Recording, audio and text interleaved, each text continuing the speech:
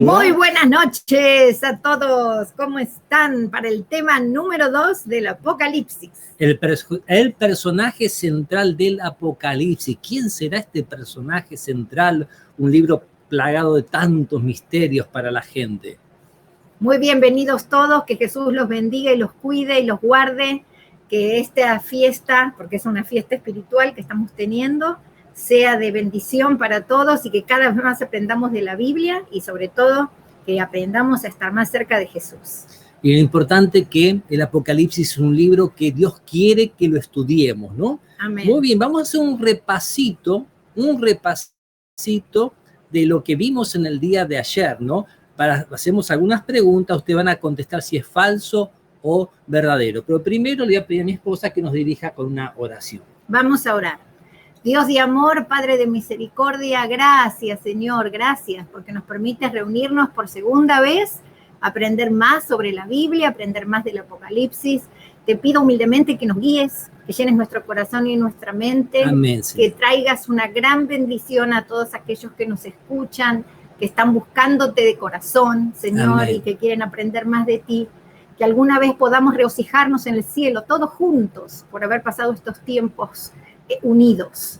Acompáñanos y que tu Santo Espíritu nos acompañe. En el nombre de Jesús. Amén. Amén. Vamos a cerciorarnos de que está transmitiendo por el Facebook sin ningún problema. Eso, hay que mirar. Estoy refrescando la página. Ver, ahí sí soy yo, esa sos estamos. vos y somos nosotros. Está todo en orden. Estamos nosotros, estamos todos en orden, todo bien, ¿no? Bueno, atención. Mi esposo va a hacer unas preguntas de lo que enseñamos ayer. Y ustedes tienen que poner verdadero o falso. Atención, Mire, bueno, mi esposa lo está engañando. Tiene que poner si es falso o verdadero. Es lo mismo. No, pero bueno, yo lo tengo anotado así, falso o verdadero. Sí. Bueno. A ver. Vamos a prestar atención. Entonces usted puede escribir el 1 por la pregunta número 1 y después le va a poner una F o una B corta, que es la F falso y la B verdadero, ¿no? A ver. Entonces, primera pregunta, presta atención porque es dificilísima. Nadie o solo aquellas personas muy estudiadas pueden entender el libro del Apocalipsis. O sea, ¿no lo puede entender nadie o solamente las personas muy estudiadas pueden entenderlo? ¿Falso o verdadero? Entonces, si usted pone un 1... Yo estoy mirando, estoy mirando a ver quién hay un delay, no va a aparecer ahora. No va a aparecer. Pero después vamos a revisar todo. Entonces hagan así, miren, pregunta 1, ustedes pongan 1, verdadero o falso. ¿Falso ¿entienden? o verdadero? Okay. Claro, bueno, es lo mismo. Vamos a las dos. Número 2. ¿Quiénes son bienaventurados? O sea, ¿quiénes son felices, no? ¿Quiénes son los felices, no? Ahí tienen que contestar con algunas palabritas. Ahora no es verdadero o falso, entonces. No, ahí tienen que contestar con algunas palabritas. ¿Quiénes son los bienaventurados? ¿Quiénes son los felices? Recuerden que Jesús dio una bendición especial. Sí, les voy a dar una ayudita así. No, sí. Nada, que se arreglen solos. Miren el video bueno, pasado. Hay que ayudar un poco. Miren hay gente nueva. El video pasado. Hay gente ¿no? buena. Muy bien, la pregunta número 3. 3. ¿Por qué Jesús enseñó en parábolas? ¿Por qué Jesús enseñó en parábolas?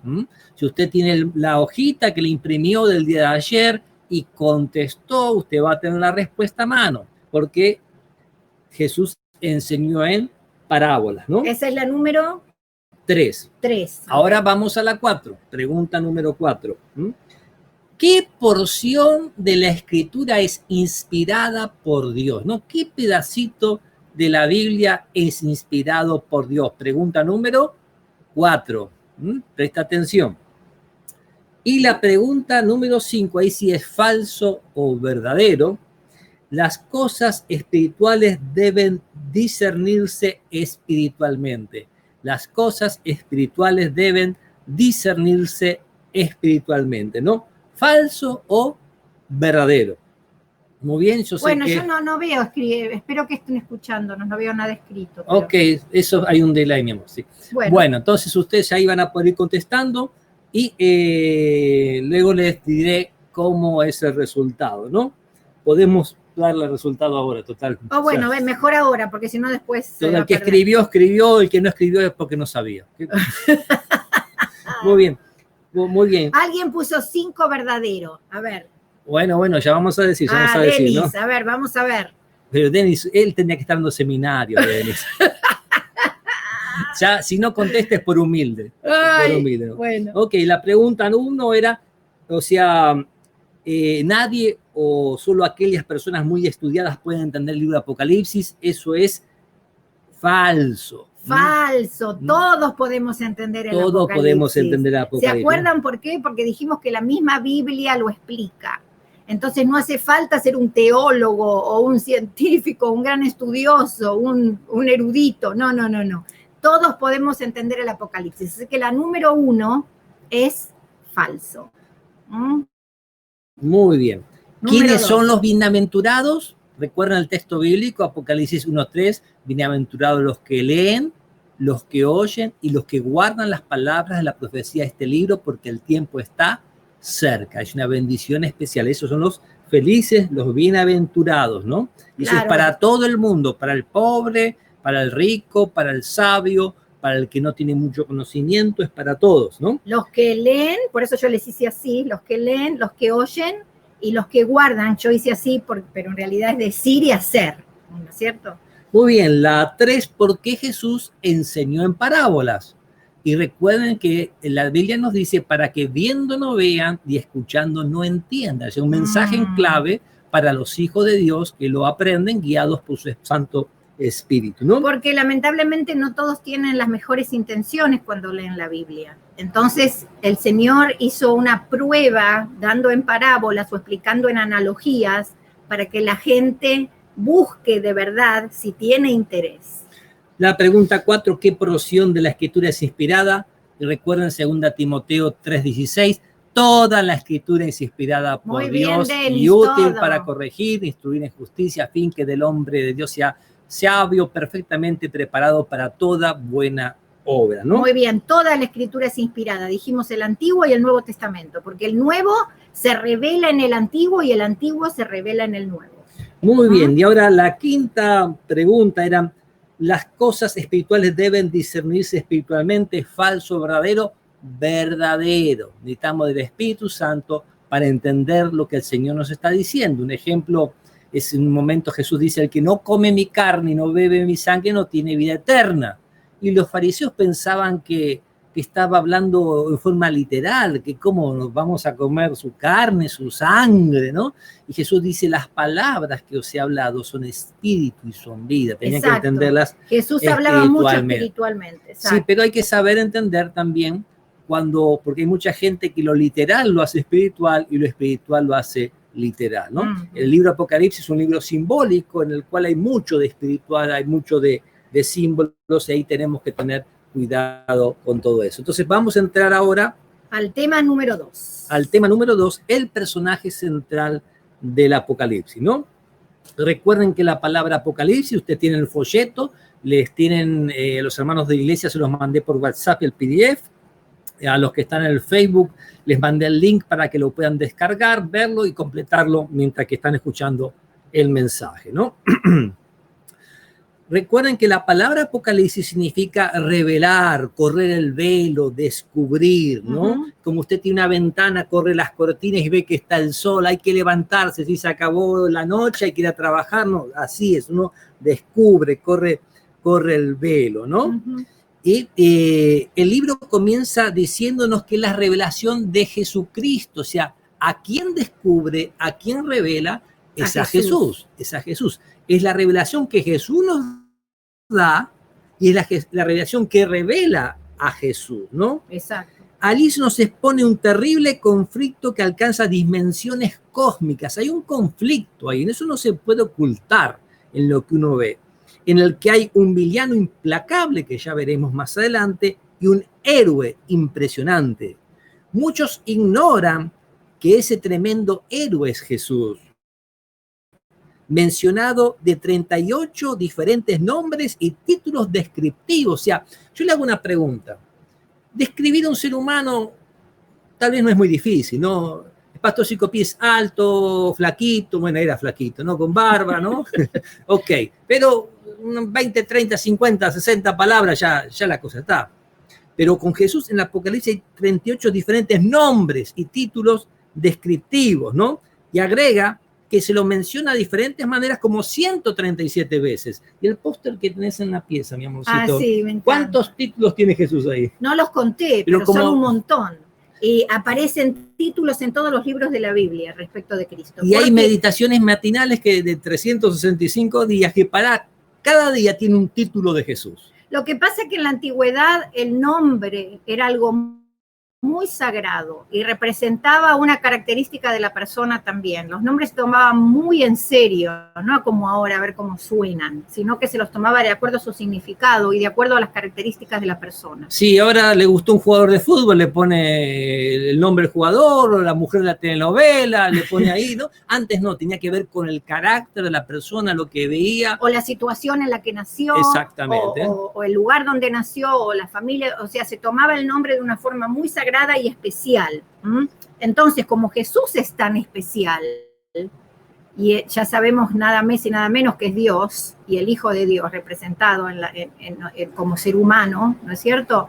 Tiene tantas hermosas características como persona que no hay un nombre que lo abarque. Entonces se le dan muchos nombres diferentes respecto de la situación en la que él se presenta, o en la que él se le describe, digamos. Exactamente, ¿no? Entonces hay 137 veces y en todo el libro hay unas 250 referencias a su sublime persona. Ahora, increíble. ¿Cómo describe el Apocalipsis la grandeza de Jesús? Apocalipsis capítulo 1, sí, versículo 13 en adelante, vamos a ir leyendo y están las preguntas, ¿no? ¿Cómo describe el Apocalipsis la grandeza de Jesús, ¿no? A mí lo que me impresiona mucho en el Apocalipsis es que ya a Jesús no se lo describe como el humilde niñito nacido en un pesebre, ¿no es cierto? Sino que ahora se lo describe de una manera magistral y de una manera sublime. Vamos entonces al versículo 13 para responder la pregunta: ¿cómo era su ropa? Apocalipsis 1.13, estamos ya proyectando aquí en la pantalla y mi esposa ahí lo tiene a mano. ¿Sí? Dice, ¿cómo describe el Apocalipsis la grandeza de Jesús? Y está en el Apocalipsis capítulo 1, del versículo 13 al 16. Entonces, y en medio de los 7 candeleros, que representan las 7 iglesias, a uno semejante al Hijo del Hombre, vestido de una ropa que llegaba hasta los pies. Muy bien, pregunta número 1, la número A, la letra A, dice que su ropa llegaba hasta los pies, o sea, como, ¿no?, una toga tenía, ¿no es cierto? Sí. Larga. El B, ¿cómo era su cinto? Ceñido por el pecho con un cinto de oro. Wow, no, o sea, una ropa que lo cubre de punta a punta, un cinturón de oro. ¿Cómo eran sus cabellos? Pregunta C, versículo 14. Y su cabeza y sus cabellos eran blancos como lana blanca, como nieve. Y ahora dice sus ojos. ¿Cómo eran sus ojos? ¿Y cómo eran sus ojos? Versículo 14. Como llama de fuego. Muy bien, o sea, vemos que esa pureza en los cabellos, esa mirada que todo lo escudriña, como que quema, ¿no? Y sigue la pregunta E, ¿cómo eran sus pies? Versículo 15. Y sus pies semejantes al bronce bruñido, refulgente como un horno. O sea, San Juan está con sus propias palabras tratando de escribir el personaje especial que tiene delante de él, ¿no? O sea, como sus pies como de metal brillante en el fuego, ¿no? Sí, y su voz. Y su voz como estruendo de muchas aguas. La pregunta es, su voz como estruendo, o sea, una potencia, ¿no? Como un estadio de fútbol que grita gol. Sí, ¿no? O sea, como si hablaran muchas personas juntas. Tal vez, estamos, ¿no?, en un campamento con la iglesia de Farrockaway, sí, por la montaña del Oso, y estaba la parte de acampábamos, todo un lago, y en el fondo del lago había una muchedumbre de gente que se estaba bañando, jugando, y llegaba ese murmullo. Ahí entendí un poquitito lo que era muchas voces, ¿no?, que se escuchaban, que venían de lejos. Tremendo, me hizo recordar el Apocalipsis, ¿no? El versículo 15 vamos a leer, el 16, ¿cómo era su rostro? Y tenía en su mano derecha 7 estrellas, de su boca salía una espada aguda de 2 filos, y su rostro era como el sol cuando brilla en todo su esplendor. O sea, este Wow. personaje que aparece ahí, ¿no? O sea, tiene una apariencia impresionante. Y si buscamos en el Antiguo Testamento, hay otro libro apocalíptico que le dijimos que está, es el libro de Daniel, el capítulo 10, vamos a ver que aparece el mismo personaje, porque tiene las mismas características. En el libro de Daniel, versículo 5 al 6. Capítulo 10, versículo 5 al 9. Sí, dice, y alcé mis ojos y miré, y aquí un varón vestido de lino y ceñido sus lomos de oro de Ufaz, o sea, oro como de algún lugar especial. Su cuerpo era como de berilo y su rostro parecía un relámpago. ¡Wow! O sea, uno dice el rostro como el sol cuando sale en su fuerza. El rostro como un relámpago. O sea, uno tiene que haber estado ahí para ver cómo fue eso, ¿no? Y sus ojos como antorcha de fuego, y sus brazos y sus pies como color de bronce bruñido, y el sonido de sus palabras como el estruendo de una multitud. ¿Se acuerdan que las aguas representan multitud? Interesante, ¿no? Sí. Que ahora Daniel dice como un estruendo de multitud y Apocalipsis dice un estruendo de muchas aguas. ¿Ven cómo se coinciden se va complementando elementos? Y ampliando Exacto. los conceptos, ¿no? Y solo yo, Daniel, vi aquella visión, y no la vieron los hombres que estaban conmigo, sino que se apoderó de ellos un gran temor, y huyeron y se escondieron. Quedé pues yo solo y vi esta gran visión, y no quedó fuerza en mí, antes mi fuerza se cambió en desfallecimiento y no tuve vigor alguno, ¿no? Y miren cómo dice en Apocalipsis 17, o sea, el versículo 17 del 1, dice, cuando le vi, y ahora es Juan el que habla, cuando le vi, caí como muerto a sus pies, y puso su diestra sobre mí diciéndome, no temas, yo soy el primero y el último. Y aquí agrega el profeta Daniel, pero oí el sonido de sus palabras, y al oír el sonido de sus palabras, caí sobre mi rostro en un profundo sueño, con mi rostro en tierra. Y luego habla de una mano que lo toca y se posa con él y que lo levanta, que ahí es el ángel Gabriel, el arcángel Gabriel, ¿no? Pero el que vio el profeta Daniel es el mismo personaje que vio el apóstol Juan, y tuvo un impacto tremendo, que hasta cuando el ángel lo levantó, que se cayó ante su presencia, le temblaban las piernas, ¿no? Claro, le temblaban las piernas, la impresión de ver algo así. La presión de encontrarse con la divinidad, o sea, ¿no? Exacto. Por eso dice, notará el gran impacto que causó en el profeta Daniel y en el apóstol San Juan, la magnificencia del Señor Jesús. Por eso la comparación que yo les decía al principio, ahora Apocalipsis ya lo muestra como el Mesías triunfante, no el Mesías humilde, nacido en un pesebre y sufriendo por la humanidad, sino ahora como el Mesías triunfante. Podríamos decir, rey, como nos dice aquí, es nuestro amante y poderoso Salvador, ¿no? Exacto. En las visiones del Apocalipsis aparecen diversos libros, los cuales afectan directamente nuestro destino y eterno, le agregaría yo, ¿no? Como podemos observar a través de los siguientes ejemplos. El primer ejemplo, Apocalipsis capítulo 3, versículo 5, ya lo estamos proyectando. Y dice, el que venza será vestido de vestiduras blancas, y no borraré su nombre del libro de la vida, y confesaré su nombre delante de mi Padre y delante de sus ángeles. O sea, ¿qué libro está allí? El libro de la vida, el libro de la vida, ¿no? Apocalipsis 21, 27. O sea, hay un registro que se le llama el registro de la vida, que es el libro de la vida. Muy bien. Apocalipsis 21, 27 nos dice... 21, 27, acá lo estoy buscando, 21, 27 dice, no entrará en ella ninguna cosa inmunda o que hace abominación y mentira, sino solamente los que están escritos en el libro de la vida del Cordero. ¡Wow! O sea que el libro de la vida tiene un autor, tiene un dueño. Y tiene nombres. ¿Y quién es ese dueño? El Cordero. Amén. Que ya veremos un poco más adelante de qué se trata eso, ¿no? Y el ejemplo número 3 lo tenemos en Apocalipsis capítulo 20, versículo 12. Ya lo estamos proyectando en pantalla, Apocalipsis 20, 12.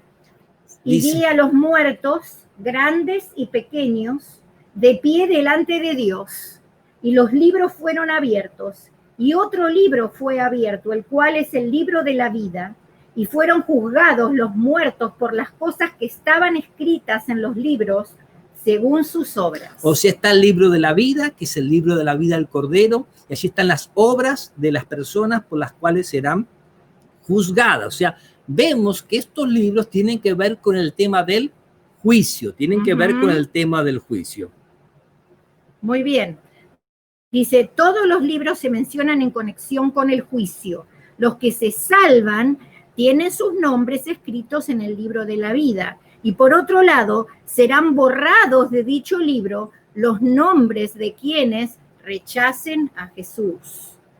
En los capítulos 4 y 5 del Apocalipsis aparece una escena de angustia vivida por San Juan al descubrir que nadie tenía poder para abrir los sellos del misterioso libro escrito por dentro y por fuera que estaba en la mano del ángel. No se nos dice que contiene ese libro. Sí, si vamos a ir a Apocalipsis 4 y 5, nos vamos a detener en el capítulo 5. El capítulo 4 nos habla de toda una adoración especial hacia Dios, y el capítulo 5 introduce el tema del rollo y el cordero. Vamos a tratar el libro y el cordero, sí, y el rollo, ¿no?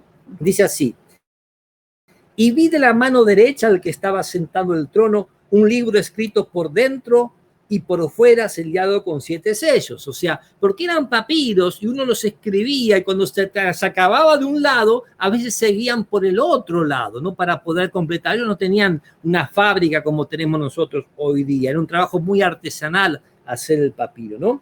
Y vi un ángel fuerte que pregonaba a gran voz: ¿quién es digno de abrir el libro y desatar sus sellos? 7 sellos. Acuérdense que en Apocalipsis hay muchos 7, ¿no? Y ninguno, ni en el cielo, ni en la tierra, ni debajo de la tierra, podía abrir el libro, ni aún mirarlo. Wow. O sea, el que podía abrir ese libro tenía que ser más lejos del cielo, de la tierra o debajo de la tierra. Tenía que estar por encima de todas esas cosas, podríamos decir. Ningún ser creado podía abrir ese libro, ¿no? Ninguno era digno. El versículo 4 dice: y lloraba yo mucho porque no se había hallado a ninguno digno de abrir el libro, ni de leerlo, ni de mirarlo. Entonces, dice el versículo 5, y uno de los ancianos me dijo: no llores, he aquí el león de la tribu de Judá ha vencido, la raíz de David, para abrir el libro y desatar sus sellos. O sea, ese venció, ¿no? Y miré y vi que en el medio del trono y de los 4 seres vivientes y en medio de los ancianos estaba en pie un cordero como inmolado, que tenía 7 cuernos y 7 ojos, los cuales son los 7 espíritus de Dios enviados por toda la tierra. O sea, en el medio del trono, o sea, donde está sentado Dios, ahí está en pie un cordero como inmolado, o sea, un cordero sacrificado, y muestra autoridad en ese momento, ¿no? Y ustedes van a ver, si ustedes vean el profeta Daniel, capítulo 8, cuando habla de una pelea entre 2 animales, un carnero y un macho cabrío. El carnero tiene 2 cuernos que son quebrados y simbolizan los reinos de Media y de Persia. O sea, un cuerno significa un reino. Y este ser celestial tiene 7 cuernos, o sea, el número perfecto, absoluto, tiene todo el reinado, ¿no? Por eso dice: ¿quién fue el único ser en todo el universo capaz de abrir el libro de los 7 sellos? Apocalipsis 5, del 6 al 9, ¿no? Sí, estamos leyendo exactamente eso, ¿no? Y vino y tomó el libro de la mano derecha del que estaba sentado en el trono, o sea, ese ser especial, ¿no? Y agrega: y cuando hubo tomado el libro, los 4 seres vivientes y los 24 ancianos se postraron delante del cordero. Todos tenían arpas y ropas y copas de oro llenas de incienso, que son las oraciones de los santos, ¿no? Y cantaban un cántico diciendo: digno eres de tomar el libro y de abrir sus sellos, porque tú fuiste inmolado y con tu sangre nos has redimido para Dios de todo linaje, lengua y pueblo y nación, y nos has hecho para nuestro Dios reyes y sacerdotes, y reinaremos sobre la tierra, ¿no? Y miré y oí la voz de muchos ángeles alrededor del trono y los seres vivientes y los ancianos, y su número a millones de millones, que decían a gran voz. ¿Qué decía esa multitud celestial? ¿Me puedes leer el versículo 12? ¿Qué decían a gran voz? 5:12. El 5:12 decían a gran voz: el cordero que ha sido inmolado es digno de tomar el poder, las riquezas, la sabiduría, la fortaleza, el honor, la gloria y la alabanza. Hasta el 14, por favor. Y todo lo creado que está en el cielo y sobre la tierra y debajo de la tierra y en el mar y a todas las cosas que hay en ellos, oí decir: al que está sentado en el trono y al Cordero sea la alabanza, el honor, la gloria y el dominio por los siglos de los siglos. O sea, todos los seres celestiales están adorando a dos personas. Una entendemos Dios Padre, sí, y la otra entendemos Dios Hijo, el Señor Jesucristo. La pregunta ahora sí que querías contestar, Dani. ¿Quién fue el único ser en todo el universo capaz de abrir el libro de los 7 sellos? Recordemos que esto es una visión, ¿no es cierto? Y que Dios le está enseñando a Juan principios especiales del plan de salvación. ¿Quién fue el único ser capaz de abrir el libro de los 7 sellos? El libro que tenía el nombre de los salvados y de las obras de los salvados. Solamente el que podía morir por ellos, Cristo. Por eso dice, según Apocalipsis 5, solamente Jesús sabe quiénes se salvarán y quiénes se perderán. Él y solamente Él puede leer los corazones y comprender quién en verdad le pertenece. Es imperativo que le entreguemos nuestras vidas. Solo Jesús puede limpiarnos de pecado. Dice Primera de Juan 1:9. Solamente Él es poderoso para guardarnos sin caída y presentarnos sin mancha delante de su gloria con gran alegría. Muy bien, ¿no? O sea, aparece como un cordero como inmolado, ¿no? Y ese cordero vamos a ver que es el Señor Jesucristo. Por eso se le llama el Cordero de Dios. Solo Él puede limpiarnos de pecado, ¿no? Si confesamos nuestros pecados, nos dice Juan, 1 Juan 1:9, Él es fiel y justo para perdonar nuestros pecados y limpiarnos de toda maldad, ¿no? En Judas 24, ya lo tienen en pantallas, ¿no? Él es poderoso para guardarnos sin caída y presentarnos sin mancha delante de Dios con grande alegría, ¿no? Y Hechos 4:12 dice, no hay otro nombre bajo el cielo dado a los hombres en quien podamos ser salvos. Este pasaje de Hechos 4:12, recuérdelo bien. No, es uno de los más importantes. Porque no dice que no hay otra persona, sino que no hay ni otra autoridad debajo del cielo entregada a algún ser humano que te pueda salvar. Y cuando dice, y en ningún otro hay salvación, está hablando del versículo anterior del Señor Jesucristo. O sea, aparte de Jesús, en ningún otro hay salvación. No hay otro nombre, no hay otra autoridad, no hay nadie debajo del cielo, no hay ningún cargo que Dios le haya dado a los hombres que te puedan hacer a ti salvos. Es interesante que muchas grandes religiones tienen su líder, su profeta, ¿no? Y si uno analiza las grandes religiones del mundo, aparte del cristianismo, todas reconocen a Jesús. Sí. Todas reconocen a Jesús, ¿no? Pero interesante que si usted lo ve a Jesús y estudia a Jesús, Jesús no reconoce a ninguna de ellas. Entonces yo me pregunto, si todas las religiones reconocen a Jesús, pero Jesús no la reconoce a todas las religiones, ¿quién tendrá la razón? Es muy sencillo, sencilla la respuesta, es muy sencilla, ¿no? Es así. Muy bien, entonces, por eso es que San Juan, sí, después de Hechos 4:12. Por eso es que San Juan en Apocalipsis 5 lloraba sin consuelo y sin ninguna esperanza hasta que apareció Jesús. Y también explica por qué los 24 ancianos exclamaron con regocijo, digno eres, cuando Jesús intervino por los que murió. Y ustedes son dignos de apretar el share, el compartir y transmitir a otros. Nos damos la bienvenida a Linda, a mi primo Carlos, Dios te bendiga grandemente. Qué lindo, Linda, a Mariana, Diana, a Sara, Minerva, Mariana, Denis, bienvenidos. Y a todos los que no están escribiendo que están ahí. Muy bien, compartan, share, compartir, ¿no? Aprovecha. Hay otros que lo ven después por WhatsApp, no por WhatsApp, por YouTube. Una vez que termina esto, yo lo paso a YouTube y luego se los mando, ¿no?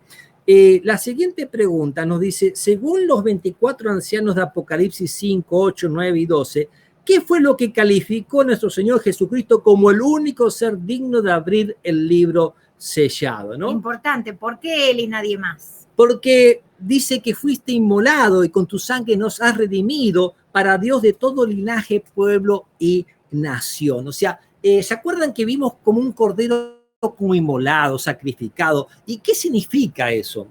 Muchos de los que han ido a la iglesia católica cuando de niños recordarán, ¿no? Que cuando el sacerdote levanta la hostia dice, he aquí el Cordero de Dios que quita el pecado del mundo. O sea, Jesús era el Cordero de Dios. O sea, es el Cordero de Dios, ¿no? O sea, cuando alguien pecaba, había un sistema de sacrificios preparado desde ya cuando se inició el pecado. Pecó Adán y Eva y Dios cubrió su vergüenza, su desnudez con pieles, ¿no? Ellos tenían un resplandor como el resplandor de Moisés cuando estuvo cara a cara con Jesús en el monte Sinaí. Tenía un resplandor en el rostro de Moisés, haber estado cara a cara con Jesús en el monte Sinaí. Y ellos tienen su resplandor, están ante la presencia de Dios, que lo pierden y Dios los cubre con pieles. O sea, hay un sacrificio. Caín y Abel ofrecen su ofrenda al Señor.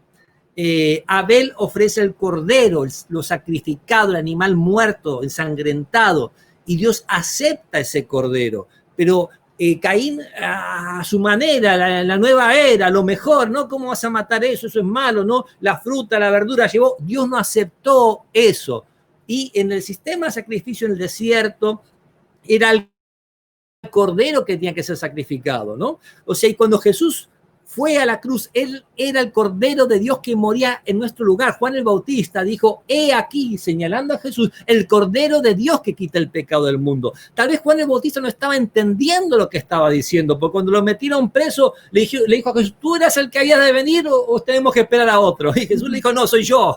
Los muertos resucitan, los ciegos se les abren los ojos, ¿no? Los sordos escuchan, y a los pobres les es predicado el evangelio, ¿no? A los pobres les es predicado el evangelio, el carácter, la actitud que tiene que tener el Hijo de Dios. O sea, todos esos corderos que estaban muriendo, por un lado mostraban que la paga del pecado es muerte, y por otro lado mostraban que por mis culpas, en vez de morir yo, moría Jesús en mi lugar. Nosotros morimos una muerte que se llama sueño, pero con la esperanza de la resurrección. Amén. Pero Jesús con su muerte nos salva de la muerte segunda, en la que está en Apocalipsis 20, de la cual no hay retorno. La muerte segunda no hay retorno. Hay una primera muerte que todos morimos, pero con la esperanza de la resurrección. Pero la segunda muerte, la segunda muerte no hay vuelta, y Jesús muere en la cruz por nuestros pecados, manso, humilde, como cordero fue llevado al matadero, nos dice Isaías capítulo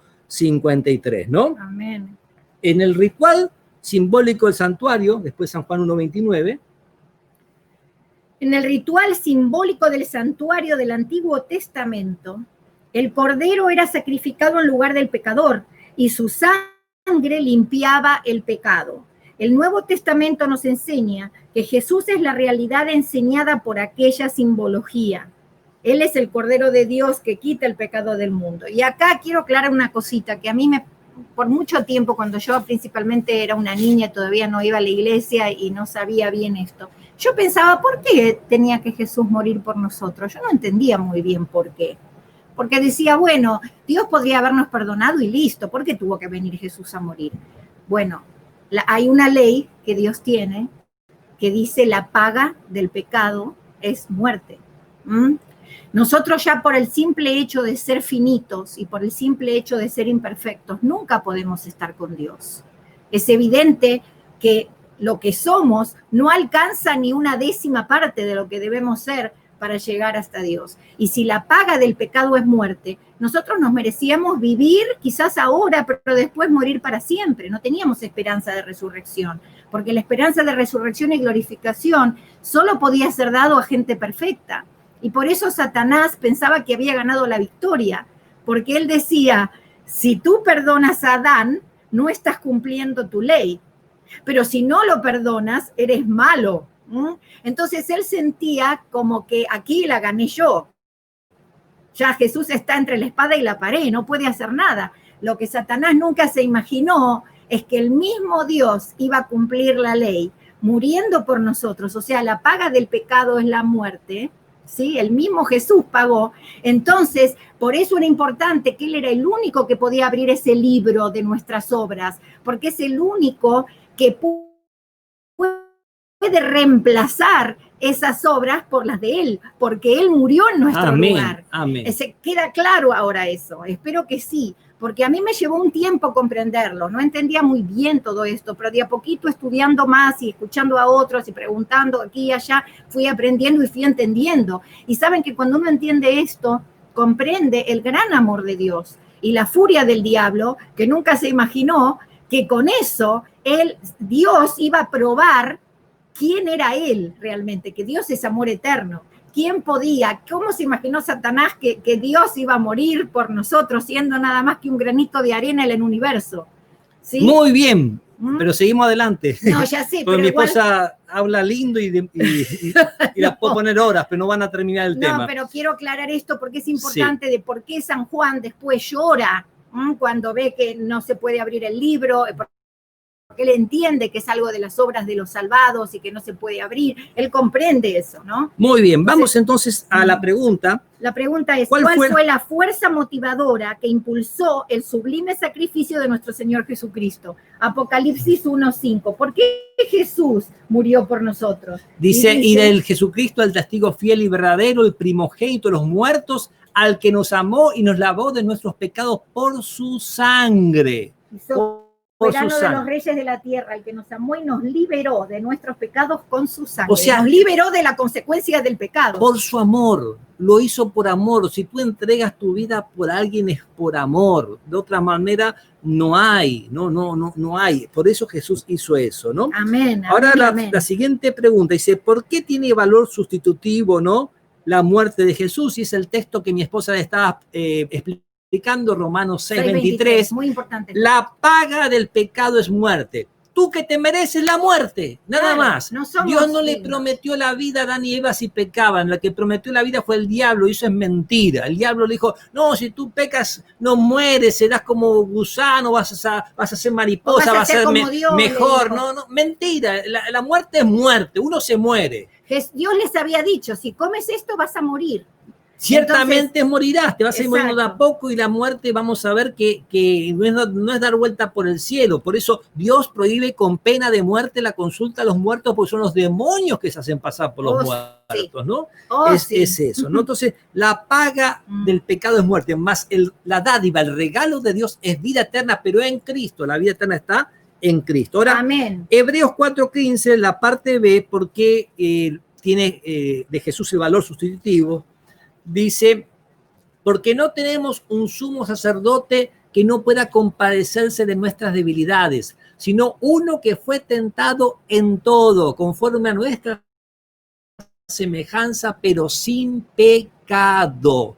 O sea, Jesús vino a esta tierra, fue tentado en todo y más que nosotros, porque fue tentado hasta usar sus poderes divinos, pero no pecó, o sea, Él vino a reemplazar nuestra obediencia en este mundo. Exacto. Vino a reemplazar nuestra obediencia. Por eso Satanás lo tentó como nunca, porque Satanás sabía que si lograba que Jesús pecara, ya Jesús perdía su cometido, porque al haber pecado ya no podía reemplazarnos. O sea, Él tenía que ser el segundo Adán. Así que fue el segundo Adán, pero sin pecado. Muy bien, y la pregunta C, de aquí la parte C, 1 Corintios capítulo 15, versículo 3, aquí lo estamos proyectando, porque primeramente os he enseñado lo que asimismo recibí, que Cristo murió por nuestros pecados conforme a las Escrituras, y luego que resucitó y todo eso. O sea, pero lo primero que aprendió el apóstol Pablo, que cuando Jesús muere por nuestros pecados conforme a lo que la palabra de Dios nos dice. Ahora, exactamente. ¿Qué otro gran privilegio recibimos de nuestro Salvador al aceptar su sacrificio? Apocalipsis capítulo 1, versículo 6, y préstenle mucha atención a este texto, Apocalipsis 1, 6. Dice, e hizo de nosotros un reino sacerdotes para su Dios y Padre. A él sea la gloria y el dominio por los siglos de los siglos. Nos hizo reyes y sacerdotes para Dios su Padre. Tal vez hoy ya no alcanzamos a entender esto, ¿no? Pero las consecuencias del pecado hizo que haya división entre el hombre y Dios. Separó al hombre de Dios, ¿no? Y nos nada más y nada menos que nos metió en el plan de salvación y como testimonio para todo el universo del amor de Dios. Miren qué increíble, es una cosa, y nos hizo sacerdotes porque nosotros estamos en ese plan de salvación para llevar este mensaje al mundo. Y la Biblia dice más, Pablo dice que juzgaremos a los ángeles, o sea que Dios encima nos hizo jurado. Miren hasta dónde nos ama Dios, que vamos a juzgar a los ángeles, porque Dios tenía que buscar el ser humano a un grupo de gente para ser jurado en su juicio de los ángeles que no estuvieran involucrados en el problema. Así que no podía ser él, no podían ser los ángeles, nos puso a nosotros. Dice Jurados, aquí, ¿no? En el Antiguo Testamento, el ser humano se acercaba a Dios a través del sumo sacerdote. Tenían el santuario, el lugar santísimo, solo una vez al año entraba el sumo sacerdote delante del arca con los 10 mandamientos, solo una sola vez al año. El lugar santo entraban los sacerdotes todos los días, pero el ser humano, el hombre común, nunca entraba allí, ¿no? Entonces uno se acercaba a Dios a través del sacerdote. Por la gracia divina, a través de los méritos del sacrificio de nuestro Señor Jesucristo, nos dice la guía de estudio, cada creyente en él es hecho un sacerdote, lo que le permite acercarse a Dios directamente. Wow, ¿no? exacto. Y hay un texto que no está aquí en la guía, Hebreos 4:16, ¿no?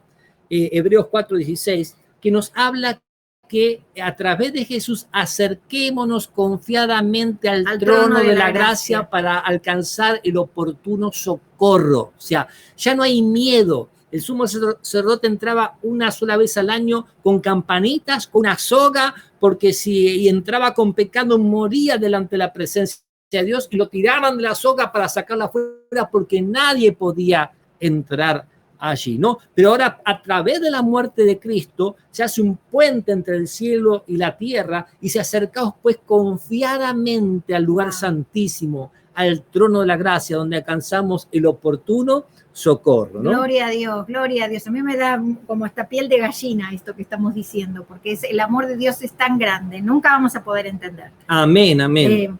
Dice, su origen y la fuente de su poder.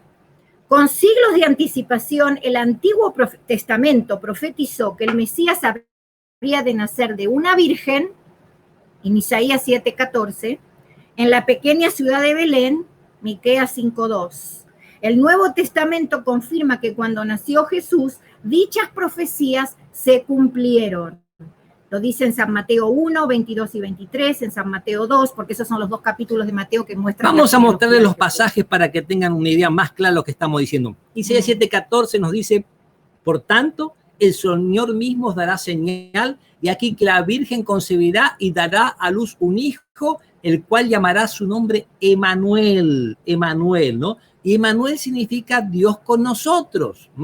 ¿Ven cómo se va cumpliendo en el Nuevo Testamento, el Antiguo? Y en Miqueas 5:2 dice, pero tú, Belén, Éfrata, pequeña para estar entre las familias de Judá, de ti me saldrá el que será Señor en Israel, y sus salidas son desde el principio, desde los días de la eternidad. O sea, amén, también iban a ser en Belén. Y fíjense que dio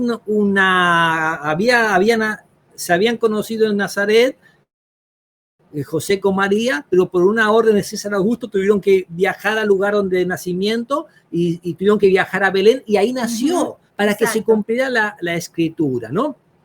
Y ahí vemos también en Mateo 1:22, dice, todo esto aconteció para que se cumpliese lo dicho por el Señor por medio del profeta Isaías, cuando dijo, he aquí que la Virgen concebirá y dará a luz un hijo, el cual se llamará Emanuel, que significa Dios con nosotros. Y miren, y acá dice, pero ese nacimiento solo tiene que ver con la naturaleza humana de Jesús. Acá estamos hablando de la encarnación de Jesús. Pero ¿desde cuándo existía nuestro Señor Jesucristo? Dice después. Bueno, en Mateo 25:5 dice, y tú, Belén, desde la tierra de Judá, no eres la más pequeña entre los principales de Judá, pero de ti saldrá un guiador que apresentará a su pueblo Israel. Y el texto que dice, ¿desde cuándo existe el Señor Jesucristo? San Juan 17:5. Vamos a San Juan capítulo 17, versículo 5, y dice allí, ahora pues, Padre, o Jesús está orando, dice, glorifícame a tu lado con aquella gloria que tuve contigo antes que el mundo fuese. O sea, Jesús no era solo un bebé que nació, no. Era aquel que tenía gloria con el Padre antes que el mundo fuese. O sea, María no es la madre de Dios, es la madre de la persona de Jesús que vino a este mundo, pero Jesús es Dios desde antes de la fundación del mundo. Exactamente. O sea, Él se encarnó a través de María, ¿no? Tomó de la naturaleza de María humana, ¿no? Como hombre, pero como Dios es antes que el mundo fuese, ¿no? Exactamente. En Miqueas capítulo 5, versículo 2 nos dice, su salida, pero tú, Belén Efrata, pequeña para estar entre las familias de Judá, de ti me saldrá el que será Señor en Israel, y acá dice, y sus salidas son desde el principio, desde los días de la eternidad. Por eso Cristo es eterno, es Dios. Por eso la pregunta que sigue dice, ¿cuál es la naturaleza que tiene a Cristo desde antes de su encarnación? Y vamos a ver ahora Romanos capítulo 9, versículo 5, ¿no? Dice, a quienes son los patriarcas y de los cuales, según la carne, vino Cristo, el cual es Dios sobre todas las cosas, bendito por los siglos. Amén, amén, amén. O sea, Jesús, Él es Dios. Exacto. Ahora, en el Antiguo Testamento se habla de Jehová, que significa el eterno, pero hay textos que dice, el eterno le dijo al eterno. O sea, estaba uno en la tierra y otro en el cielo. Y dice, el eterno le dijo al eterno, el eterno te reprenda, hablándole a Satanás que estaba acusando al sumo sacerdote Josué, ¿no? O sea, y así vemos que en el principio creó Dios los cielos y la tierra, Elohim. Y Elohim es plural. Es plural. Y en Génesis 1:26 dice, hagamos al hombre conforme a nuestra imagen, conforme a nuestra semejanza. O sea, hay una pluralidad en la divinidad y hay una unidad entre el Padre, el Hijo y el Espíritu Santo que no podemos entender. Es un misterio que no está nuestra mente capacitada para poder entender, ¿no? Sí, alguna vez Dios nos explicará más, pero aún así la eternidad de Dios siempre será un tema de estudio. Debido a su naturaleza divina, es que San Pedro dice que fue Jesús quien inspiró a los profetas. Primera de Pedro, capítulo 1, versículo 10 y 11. Déjenme leer ese pasaje. Primera de Pedro 1, 10 y 11, no está allí. Dice, los profetas que profetizaron de la gracia destinada a vosotros, inquirieron diligentemente, indagaron acerca de esta salvación. O sea, los profetas del Antiguo Testamento investigaron acerca de esta salvación, ¿no? Dice, versículo 11, escudriñando qué persona y qué tiempo indicaba el Espíritu de Cristo que estaba en ellos, el cual anunciaba de antemano los sufrimientos de Cristo y las glorias que vendrían tras ellos. O sea, ya el Espíritu de Cristo inspiraba a los profetas del Antiguo Testamento, les revelaba que el Mesías iba a sufrir y también la gloria que iba a venir detrás de eso. Si ustedes van para investigar un poquitito, porque lo verán más adelante, las profecías de las 70 semanas de Daniel capítulo 9, nos dice, podríamos tal vez darle un golpe de ojo, Daniel 9:25. Esto para que tengan una idea nada más, para que tengan una idea. Daniel 9:25 dice, sabe pues y entiende que desde la salida de la orden para restaurar y edificar a Jerusalén hasta el Mesías príncipe, habrá 7 semanas y 62 semanas. habla de tiempos angustiosos y después dice, y después de las 62 semanas se quitará la vida al Mesías, mas no por sí. O sea, ya el Antiguo Testamento da una fecha de partida, la orden para restaurar y reedificar a Jerusalén, que la dio el rey Artajerjes, que fue el año 457 a.C., y esas semanas se las pasa años, son 490 años, y llega hasta cuando Esteban es sacrificado como el primer mártir cristiano. Sigue hablando, dice que en la última semana, a la mitad de la semana, será cesar el sacrificio, la ofrenda, a la mitad de la semana última se le quitará a la vida al Mesías, más no por sí. O sea, ya habla la muerte de Cristo y marca justo a los 3 años y medio de su ministerio, comenzó un ministerio que ahí muere después de su bautismo. Es tremendo, o sea, Dios tiene todo, tiene todo, ¿no? Muy bien, entonces Jesús inspiró el Antiguo Testamento. O sea, el Antiguo Testamento no está en contra de la palabra de Dios, ¿no? No, al contrario, Jesús se reveló en el Antiguo Testamento también, no con el nombre Jesús, pero hay manifestaciones de la presencia de Jesús en el Antiguo Testamento, muchas. ¿Se acuerdan Daniel cuando estuvo, los amigos de Daniel cuando estuvieron en el horno de fuego? Y el rey Nabucodonosor dijo, veo a un cuarto hombre que tiene una presencia de un Dios, de un hijo de un Dios. Era Cristo que estaba ahí. Y hay muchas otras manifestaciones, el ángel de Jehová, un montón de cosas que demuestran la presencia del Hijo de Dios, la segunda persona de la divinidad, ya en el Antiguo Testamento. A veces algunos piensan que como que el Dios del Antiguo Testamento es uno, no. El del Nuevo es otro. El plan de salvación siempre fue por la fe. Por la fe, Abel ofreció un sacrificio del cordero. Por la fe, el ladrón en la cruz dijo, Señor, acuérdate de mí cuando vengas en tu reino. El ladrón esperaba en la venida de Cristo que él se acuerde de él en la resurrección, ¿no? Uh-huh. Y el Señor le dijo, de cierto te digo hoy, te digo en este día, que tú estarás futuro conmigo en el paraíso. Es un pasaje mal traducido en las Biblias generalmente, porque en el griego se escribía con mayúsculas, sin comas, y ellos ponen la coma en un lugar equivocado. No es lo mismo decir, de cierto te digo, hoy estarás conmigo, a que yo te diga, de cierto te digo hoy, te digo en este día que estarás conmigo en el futuro, sí, ¿no? El ladrón le habló del futuro, y Jesús también le aseguró en el presente que en el futuro iba a estar con él, ¿no? La resurrección, leo acá. No, todavía no llegamos. Sí, ahí llegamos. Dice, ¿cuán abarcadora es la capacidad salvadora de nuestro Señor Jesucristo? Hebreos 7:25. Hebreos 7:25, ¿no? Por lo cual puede también salvar perpetuamente a los que por él se acercan a Dios. Viviendo siempre para interceder por ellos. O sea, amén. Jesús no solo es Dios, también es el Cordero de Dios. También es nuestro Salvador, que nació en un pesebre humilde. Y este mismo Jesús fue al cielo y está en el trono de Dios intercediendo siempre por nosotros. O sea, siempre está en nosotros decidirnos si aceptamos a Él. Exacto. Recuerden que no hay ningún otro nombre debajo del cielo dado en los hombres en que podamos ser salvos.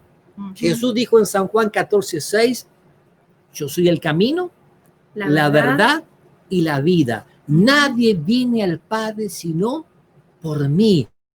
Él es la escalera que une entre el cielo y la tierra. Es el único que pagó por la deuda del hombre. Amén. Toda religión que se salva por obras tiene una base pagana. La salvación por obras es una base pagana. El cristiano no se salva por lo que hace, sino por lo que Cristo hizo. Exacto. Y por lo que Cristo hizo es agradecido y hace sin que nadie le diga nada, ¿no? El cristiano obra porque es salvo, no amén, para ser salvo. Amén, amén, amén. Todas las religiones en general enseñan que hay que obrar para llegar a ser salvo. El cristianismo realmente estudiado, bien estudiado, porque hay gente que lo tergiversa tristemente, sí, pero bien estudiado, el sistema de salvación demuestra que no nos salvamos por obrar. obramos porque somos salvos en Cristo. Las obras muestran que tú tienes a Jesús en tu corazón. Claro, las obras son una el evidencia testimonio. externa Exacto. de lo que está aconteciendo en tu corazón. Exacto, es como los pensamientos. Cuando Jesús dijo, tal es el pensamiento del hombre, tal es él. Lo mismo con las obras, de acuerdo a lo que hacemos es lo que tenemos adentro. Si tenemos a Jesús, vamos a obrar para él. Si tenemos a Jesús, vamos a amar. Y si tenemos a Jesús, vamos a dejar obrar al Espíritu Santo para que nos muestre nuestros pecados y vayamos mejorando. Si ella tiene a su marido en su corazón, me va a cocinar, me va a planchar, me va a traer el salario para que lo gaste como quiera, ¿no? O sea, el amor es el que hace hacer las cosas. Es sencillo, no es complejo. No es complicado. Y el amor no manda a que te sacrifiques, a que te martirices, a que te arrodilles sobre frijoles. El amor no te manda a hacer esas cosas, ¿no? O sea, lamentablemente el cristianismo está muy tergiversado y en forma especial por los propios cristianos. Porque ha habido durante toda la historia de este mundo, tristemente, el sistema de salvación ha sido atacado por el mismo Satanás y entonces ha sido tergiversado por la mayoría de las iglesias, por la mayoría de las religiones, aún llamadas cristianas, que hacen que se tergiverse también el carácter de Dios. Es muy triste, pero la Biblia tiene la verdad y ahí es donde tenemos que nosotros buscar y investigar y escudriñar, como dijo Jesús. La verdad es muy simple a la vez. Es Jesús muriendo por nosotros, transformando nuestro corazón y haciéndonos dignos a través de Él. Muchas gracias porque recién veo que, no sé si fue Diana que transmitió, o sea, hizo share, apretó compartir. No se olviden de compartir, compartan, ¿no? Esto es muy importante, es muy importante. La resurrección de Cristo demuestra que Él tiene poder sobre la vida y sobre la muerte. Por eso no tenemos que tener miedo de la muerte. Yo sé, la muerte siempre es algo, lo que uno no conoce le tiene miedo. Y es verdad, todos tenemos, nadie quiere morir. Pero cuando analizamos esto, cuando sabemos el plan de salvación, cuando tenemos a Jesús, sabemos que la muerte no es el final. Nosotros descansamos, pero Dios tiene un plan para despertarnos en ese día glorioso que Él vendrá. Por eso el cristianismo verdadero quita la ansiedad, quita el miedo y da un sentido a la vida, ¿no? Porque sabemos que nadie nos la puede quitar, ni la misma muerte nos lo puede quitar. En Apocalipsis capítulo 2, versículo 8 dice, y escribe el ángel a la iglesia en Esmirna, el primero y el postrero, el que estuvo muerto y vivió, dice esto. Vamos a ver que hay un mensaje especial para 7 iglesias. Ese era un tema que se verá más adelante, pero para una de esas iglesias que estaban perseguidos los hermanos, que pasaban problemas de que algunos perdían la vida, Jesús se presenta como el que estuvo muerto y como el que vivió, ¿no? Y el otro texto de Apocalipsis 2:11 dice, y el que tiene oída, oiga lo que el Espíritu dice a las iglesias. El que venciere no sufrirá daño de la segunda muerte. ¿Recuerdan que le hablé de una segunda muerte? Esa segunda muerte es la final, la que Dios permite para que el pecado sea destruido completamente y para siempre. Y tristemente los que no acepten la verdad del Señor y su presencia en su vida caerán en esa muerte, porque Dios no puede permitir la maldad que continúe para siempre. O sea, en otras palabras, estamos armando un rompecabezas, ¿no? Hay cosas que ustedes están empezando a entender. En el Apocalipsis, bestia significa reino, cuerno también un reino, aguas son muchedumbre, naciones, pueblos y lenguas, los 7 ojos es el Espíritu Santo de Dios que va a toda la tierra y todo lo ve. Jesús tiene 7 cuernos, Él tiene todo el poderío, es el Rey de Reyes y Señor de señores. El Cordero era un símbolo del sacrificio de Cristo. O sea, pero hay cosas que las estamos diciendo un poquito en avanzada, pero usted las va a ver bien claras por delante, como lo que estamos hablando ahora de la segunda muerte. Jesús dice que algunos que van a salir resurrección para vida y resurrección para condenación. O sea, hay una resurrección, sí. Unos para vida, ¿qué vida? Vida eterna, porque estaban muertos. Y otros para condenación. Y eso ya lo veremos también en el milenio, esa resurrección para condenación, ¿no? Pero lo importante es que Jesús es el Señor. Señor, y que es el centro del Apocalipsis. Por eso acá, cuando dice mi decisión, al final, acepto a Jesús como mi Señor y Salvador. Usted no me está aceptando a mí, No. ni a mi esposa, ni a la iglesia adventista. No. Usted cuando pone sí, está aceptando, ponga su sí para aceptar a Jesús como su Salvador, ¿no? Amén. Tal vez nunca lo vio de esa manera. Tal vez nunca se dio cuenta que Jesús realmente es Dios. Tal vez nunca se dio cuenta que es el único mediador entre Dios y los hombres. Tal vez no se da cuenta que Él es la resurrección en la vida, pero crea por la fe en Cristo. Nada va a perder por tomar una buena decisión. Amén. Nada amén. va a perder. El Señor y le va a tiene mostrar su presencia. Mucho para ganar, porque nuestro Dios es real. Dios es real y Él se manifiesta en sus hijos. Amén, Él se manifiesta, amén. ¿no?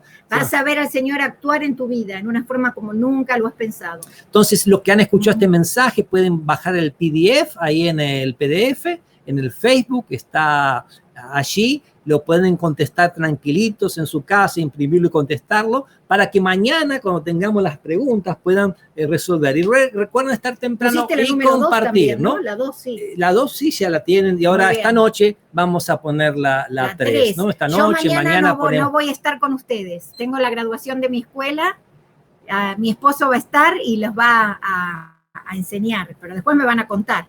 Yo capaz que te engaño con otro mañana. ¿Cómo? Alguien voy a buscar para estar en tu lugar. Me parece muy bien. Yo no puedo estar. En una de esas me ven a mí y al gato parado al lado, pero alguien va a estar aquí. No, aunque sea maulla. Si no responde, le aprieto la cola y maulla. Me parece muy bien. Un abrazo grande, que Dios los bendiga. Vamos a tener una palabrita de oración para finalizar este mensaje, ¿no? Amén. Señor, gracias por tu palabra, porque tu palabra nos abre los ojos. Y hay muchas cosas que tenemos que ver todavía sobre el Apocalipsis, porque no es solo la revelación de Cristo como el Rey de Reyes y Señor de Señores, de lo que Él hizo por nosotros, por amor a nosotros, sino también la revelación de los poderes que van en contra del reino de Dios y que van en contra de nuestras vidas.